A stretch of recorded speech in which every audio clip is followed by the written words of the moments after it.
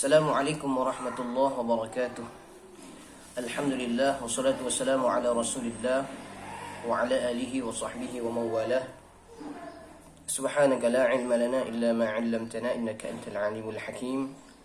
La haula wa la quwwata illa billahil aliyyil azim. Saudara-saudara sekalian yang melihat video ini yang dirahmati oleh Allah Subhanahu wa taala, dalam kesempatan ini kita akan sedikit mengkaji ilmu nahu yang terdapat dalam kitab Al-Jurumiyah, kemudian disyarah lagi dalam kitab Mukhtasar Dan karya Syekh Zaini Dahlan nafa'anallahu bihi fid darain. Bab atau pembahasan tentang mubtada dan khabar. Babul mubtada wal khabar. Bab mubtada dan khabar. Apa itu mubtada dan apa itu khabar? Yang pertama kita akan kaji dulu apa itu mubtada. Al-mubtada'u, mubtada itu huwa yaitu al-ismul marfu', yaitu isim marfu'. Apa itu isim marfu'? Di pembahasan sebelumnya, isim marfu' itu punya tanda 4 tanda. Maka disebutkan dalam kitab Al-Jurumiyah lirraf'i arba'u alamatin. Marfu' itu atau rafa' itu ada 4 tanda. Yang pertama ad-dhammatu, dhammah. Yang kedua al-wawu, waw. Yang ketiga al-alifu, alif. Yang keempat an-nunu, nun. Nah, ini tanda rafa'. Nanti ada bagiannya. Kalau dhammah, fa amma ad-dhammatu fatakunu alamatan lirraf'i. Adapun dhammah itu merupakan tanda bagi rafa' fi arba'ati mawadhi'. Pada 4 tempat, yaitu isim mufrad, jamak taksir, jamak muannats salim, dan fi'il mudhari'. Kita contohkan satu. Yang dirafa'kan dengan dhammah, contohnya isim mufrad. Contohnya apa? Jaa Zaidun. Jaa itu fi'ilnya, Zaidun fa'ilnya. Mana tanda marfu'nya? Ya, tanda marfu' dhammah di ujung kalimat. Jaa itu fi'ilnya, kemudian Zaidun itu adalah fa'ilnya, marfu'un wa alamatu raf'ihi dhammatun zahiratun fi akhirih. Dia rafa'. Apa tanda rafa'nya? Ada dhammah di akhir kalimat tersebut. Kemudian ada lagi marfu' dengan atau rafa' dengan waw. Kalau rafa' dengan waw itu fatakunu alamatan lirraf'i fi mawdi'aini, pada 2 tempat, yaitu fi jam'il mudzakkaris salimi wa fil asma'il khamsati. Pada jama' mudzakkaris salim dan pada isim yang 5, yaitu abuka, akhuka, hamuka, fuka, dzumalin. Nah, ini tidak kita bahas. Kemudian ada juga marfu' dengan alif. Kalau marfu' dengan alif itu dengan isim tasniyah. Kemudian ada juga marfu' dengan nun. Wa amma nun fatakunu alamatan lirraf'i. Adapun nun merupakan tanda bagi rafa'. Itu apa? Fil fi'lil mudhari'. Pada fi'il mudhari' idza ittasala bihi dhamirut tasniyati, apabila bersambung dengan dhamir tasniyah atau dhamir jam'in atau dhamir jama' atau dhamirul muannatsatil mukhatabah atau dhamir muannas mukhatabah. Itu tanda-tanda isim marfu'. Biasanya mubtada ini paling banyak dipakai isim marfu' itu dengan dhammah. Contohnya apa? Alhamdulillahi rabbil alamin. Alhamdu di sini sebagai mubtada. Apa tanda mubtadanya? Pertama dhammah ujungnya. Yang kedua terletak di awal kalimat. Nah, ini mubtada. Alhamdu mubtada, lillahi jarun wa majrurun, rabbi badalun, al-alamina mudhafun ilaih wa mudhafuhu rabbi. Ini i'rabnya. Kemudian lanjutannya al-'ari, yang sepi, yang tidak dikaitkan anil awamil lafziyah terhadap amil-amil lafaz. Jadi mubtada itu berdiri sendiri. Tidak ada kaitannya dengan fi'il, tidak ada kaitannya dengan fa'il, tidak ada kaitannya dengan maf'ul, dan tidak ada kaitannya dengan dharab, tidak ada kaitannya dengan yang lain. Artinya mubtada itu berdiri sendiri. Maka dia ketika dituliskan alhamdu, maka seakan-akan itu maka ketika itu dia jadi mubtada, cuma belum ada khabarnya saja. Nah, itu pengertian mubtada. Kemudian wal khabar, dan khabar. Apa itu khabar?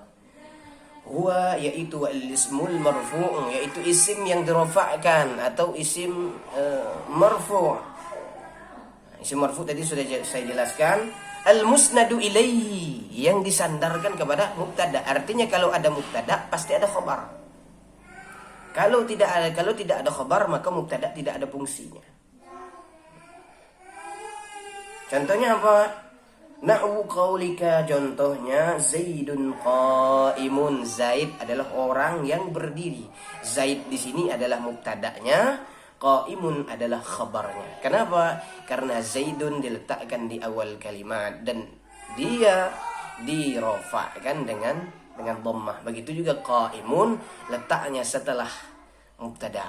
Nah, cuma nanti ada perbedaan ketika khabar ini di awal kalimat. Namanya khabar muqaddam, dan nanti ada namanya mubtada muakhar. Kemudian wazaidani qaimani, dua orang Zaid berdiri. Nah, sama itu, Zaidun qaimun wazaidani qaimani. Cuma perbedaannya Zaidun qaimun ini sendirian Zaidnya. Kemudian kalau az-zaidani qaimani, ini dua orang Zaid yang kedua-duanya berdiri. Kemudian apa lagi? Wazaiduna qaimuna, ini ramai. Beberapa orang Zaid berdiri. Beberapa orang Zaid itu adalah orang yang berdiri. Nah, ini pengertian mubtada dan khabar. Kemudian selanjutnya wal mubtada'u, dan mubtada itu qismani, ada dua bagian. Apa saja bagian mubtada itu? Yang pertama zahirun, yaitu zahir. Jadi isim zahir nyata, orang yang disebutkan. Allahu Rabbi, Allah adalah Tuhanku, wa Muhammadun Nabi. Jadi Allahu di sini mubtada, Rabbi di sini adalah khabar, Muhammad di sini adalah mubtada, Nabi adalah khabar. Itu zahir, disebutkan orangnya, disebutkan bendanya, disebutkan namanya, itu zahir. Kemudian yang kedua wa mudmar. Kemudian dalam bentuk isim dhamir. Fadh-dhahiru ma taqaddama dzikrahu. Sedangkan isim zahir itu telah dicontohkan sebelumnya. Apa tadi? Zaidun qaimun, Zaid disebutkan orang yang berdiri, itu Zaid. Wal mudmaru, kemudian isim dhamir. Apa itu isim dhamir?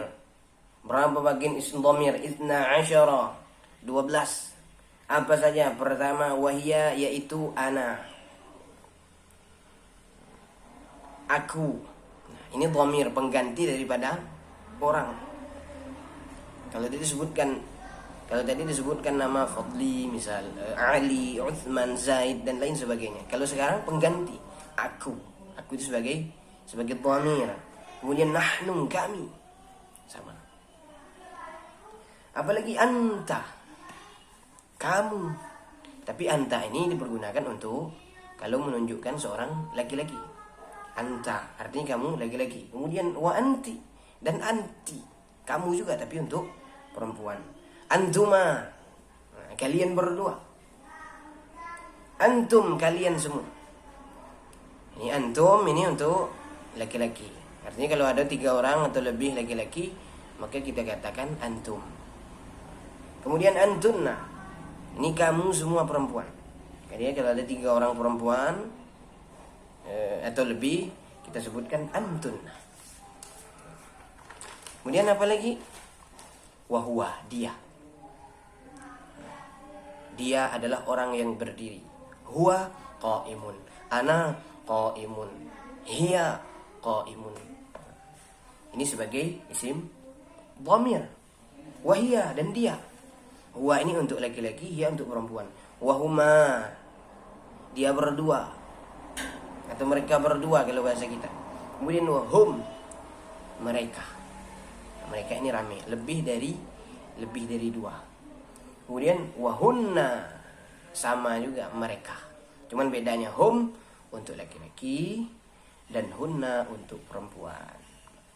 Bagaimana contohnya? Nahwa qaulika. Contohnya ana qaimun, aku adalah orang yang berdiri. Wa nahnu qaimuna, kami adalah orang yang berdiri. Wa ma asbaha dzalika, dan hal-hal yang sama seperti itu juga.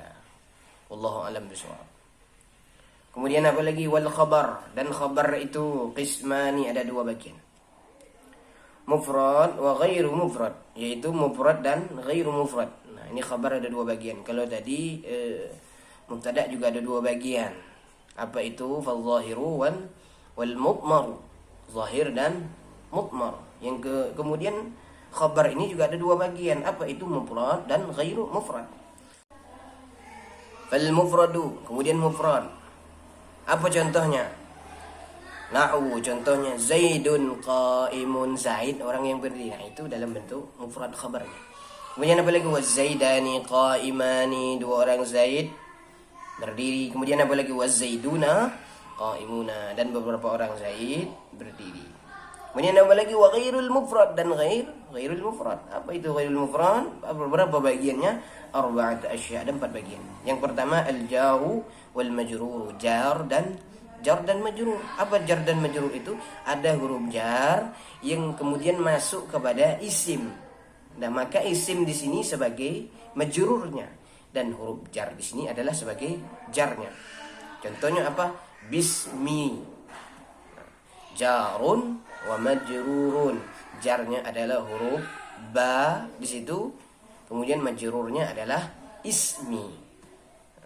Kemudian dijarkan dengan kasrah, maka berbaris kasrah. Nah, itu disebut dengan jar dan majrur. Kemudian apa lagi? Dzarab. Apa itu dzarab? Dzarab itu keadaan. Nanti ada namanya dzarab zaman, keadaan waktu. Nanti ada juga ada namanya dzarab makan, keadaan tempat atau keterangan tempat. Apa contoh dzarab zaman? Qadan, besok, kemarin, akan datang. Nah, itu disebut dengan dzarab zaman. Kemudian nanti ada namanya dzarab makan. Dzarab makan itu tempat. Fauqa, di atas, tahta, kemudian di bawah, di kanan, di kiri, di samping, di sisi. Nah, itu disebut dengan dzarab. Kemudian apa lagi? Wal fi'lu ma'a fa'iluhu, fi'il beserta fa'ilnya. Apa contohnya fi'il beserta fa'ilnya? Ja'a Zaidun, ja'a muslimun, qama muslimun. Qama itu adalah fi'ilnya, muslimun adalah fa'ilnya. Kemudian apa lagi? Al-mubtada'u ma'a khabarihi, mubtada' beserta khabarnya. Itulah bagian daripada khabar ghairu mufrad. Nahwu qaulika, contohnya Zaidun fid dari, Zaid itu ada di rumah. Kemudian apa lagi? Zaidun indaka, Zaid itu ada di dekatmu. Apa lagi? Zaidun qama abuhu, Zaid itu telah berdiri ayahnya. Apa lagi?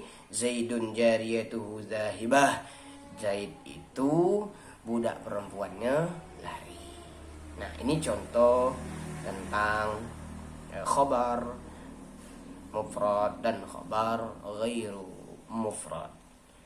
Insyaallah kita akan lanjutkan di kajian yang selanjutnya tentang babul awamil dakhilati 'alal mubtada' dan khabar, yaitu bab tentang amil-amil yang masuk kepada mubtada' dan khabar yang maktub di dalam kitab Al-Jurumiyah, kemudian disyarah lagi oleh Syekh Zaini Dahlan dalam kitab Mukhtasar Jiddan. Semoga bermanfaat. Akhirul kalam. Wassalamualaikum warahmatullahi wabarakatuh.